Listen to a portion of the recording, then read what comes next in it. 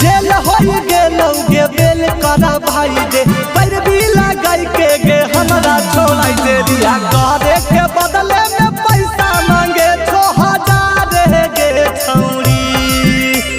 छोड़े के बदले में पैसा मांगे 6000 गे छौरी रजौली बॉर्डर पर धर ले 112 गे छौरी।